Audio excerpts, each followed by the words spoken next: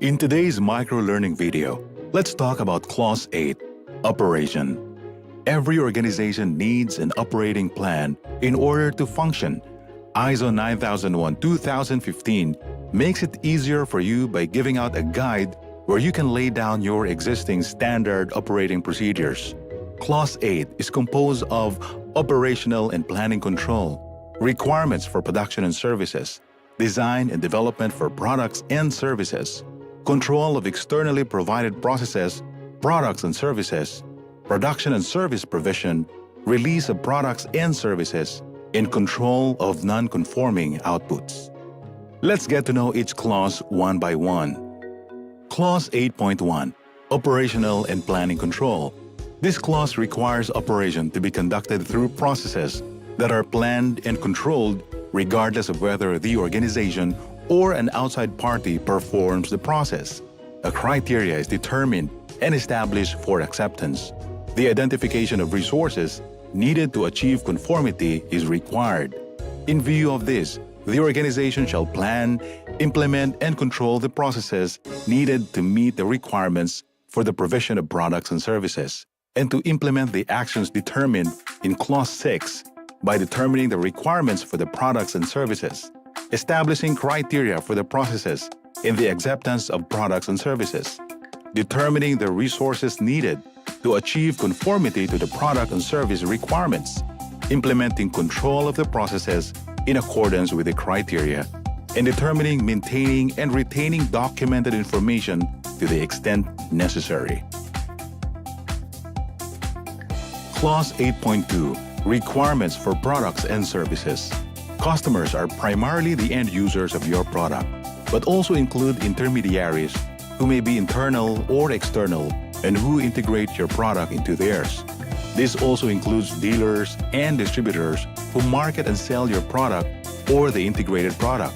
You need to consider feedback from all these customers to determine whether or not you have met their specified and perceived requirements.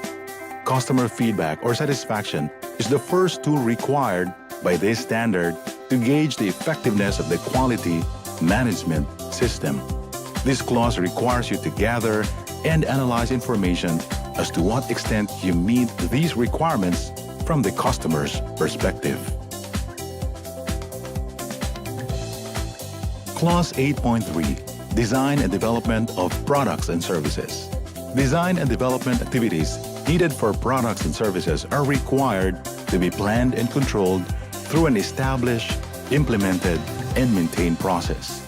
This process may be used for both products and services and for associated processes. The organization shall establish, implement, and maintain a design and development process that is appropriate to ensure the subsequent provision of products and services.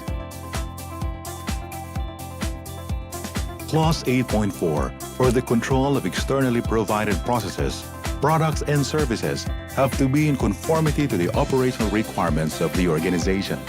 This ensures that the externally provided processes, products and services do not adversely affect the organization's ability to consistently deliver conforming products and services to its customers.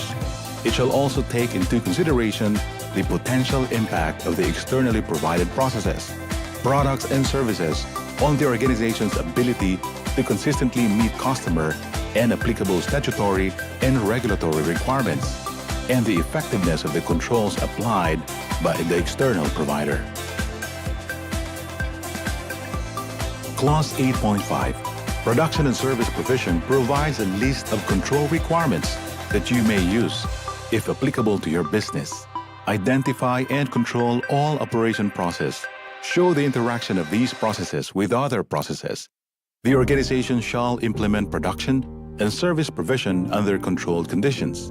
In addition to this, Clause 8.5 also looks into identification and traceability, property belonging to customers or external providers, preservation and post-delivery activities, and lastly, control of changes to ensure the continuity of conformity to the requirements. Clause 8.6, Release of Products and Services. The organization shall implement planned arrangements at appropriate stages to verify that the product and service requirements have been met before it is released. It is important to identify, monitor and measure product or service characteristics to verify conformity to the requirements.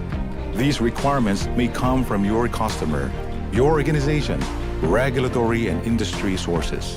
You must plan what characteristics to measure, type of measurements, what measurement device to use, how often to measure, sample size, acceptance criteria, and records needed for each product or product type. Lastly, Clause 8 also talks about control of non-conforming outputs in Clause 8.7. ISO 9001-2015, Clause 8.7 applies to processes, products, and services that do not conform to customer requirements, applicable regulatory requirements, or your own organization requirements. Non-conformities may relate to suppliers and outsourced work, your own organizational activities, or products shipped to customers. The organization shall take appropriate action based on the nature of the non-conformity and its effect on the conformity of products and services. This also applies to non-conforming products and services detected after delivery of products, during or after the provision of services. The organization shall deal with non-conforming outputs through correction, segregation, containment, return, or suspension of provision of products and services, informing the customer and obtaining authorization or acceptance under concession.